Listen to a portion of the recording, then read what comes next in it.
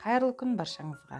Бүгін сіздерге бір жасқа жасаған тортының мастер-классымен бөлісетін боламын.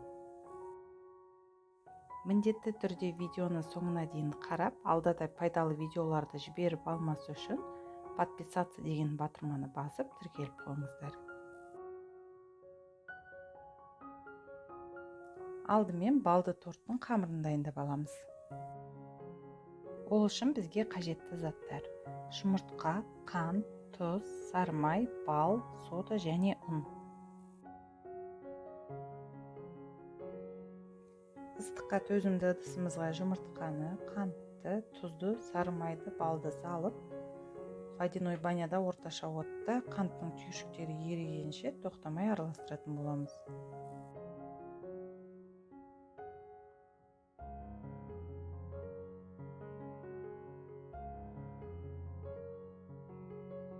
Водяной баняда ертіп алған ыстық массамызға соданы салып араластырамыз. Сода балмен реакция жүріп, масса ұлғайып көпіреді.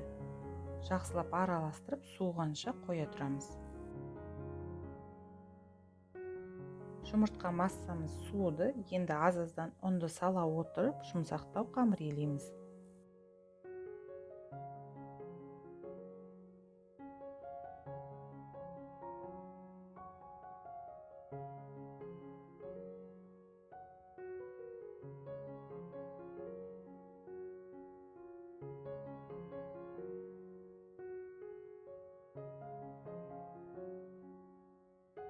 Қамыр қолға жабысқақ болып тұрса, сәл ұн сеуіп илеуге болады. Бірақ көп ұн қоспаңыздар, әйтпесе піскен кезде қоржықтарымыз қатты болып қалуы мүмкін. Еленген қамырды пакетке салып, тоңазытқышқа 1 сағатқа қоямыз.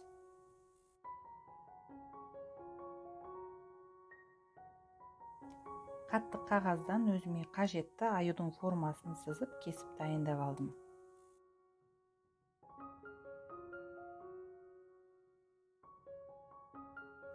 Тоңазытқыштан қамырымызды шығарып, бөліп, қалыңдығы 4-5 мм етіп жайып шығамыз.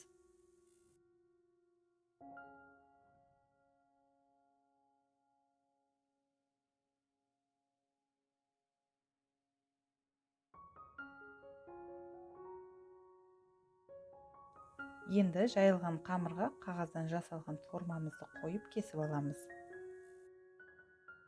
Мен мұнда қағазымды 2-ге бөлдім, өйткені противенім кіші форма болғандықтан.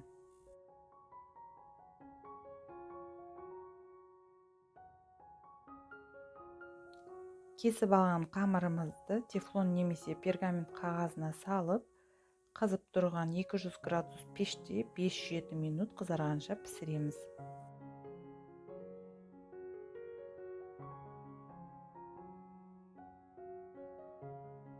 Жайылған қамырды көшіріп жүрмесі үшін пергамент қағазына да жайып алуға болады.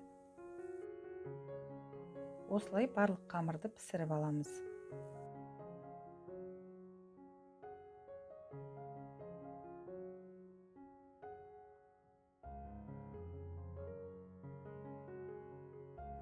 Менде 2 порция қамырдан барлығы 5 толық денесі, 1 жартылай денесі және 2 домалақ қоржық шықты.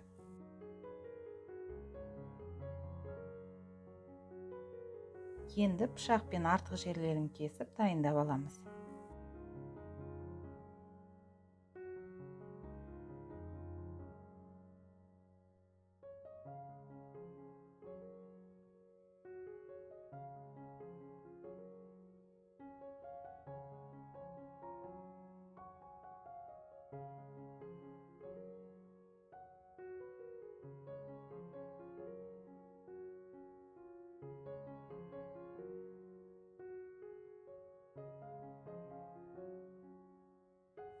Енді тортымызды жинаймыз.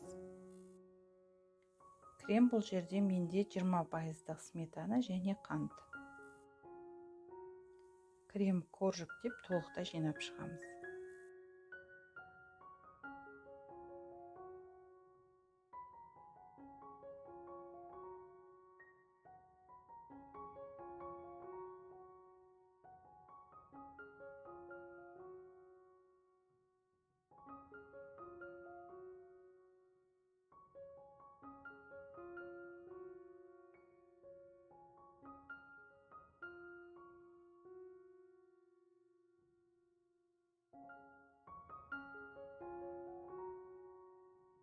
тортты толықтай жинап шықтық. Енді бетін пищевой пленкамен жауып, креміміз толықтай сіңгенше 6-7 сағатқа тоңазытқышқа қоямыз.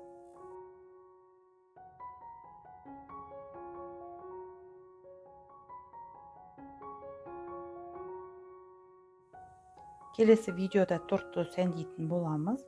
Видеоны жіберіп алмасы үшін каналға тіркеліп, қоңыраушаны басып қойыңыздар.